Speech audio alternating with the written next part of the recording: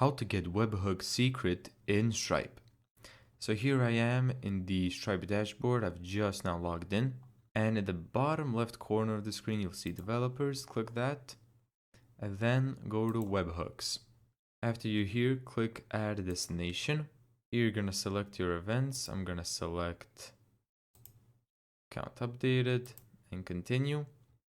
From here we're gonna click webhook endpoint. From the endpoint URL, you're going to be pasting in the URL where the webhook sends the user information. Here I'll paste this one and I'm going to click create destination.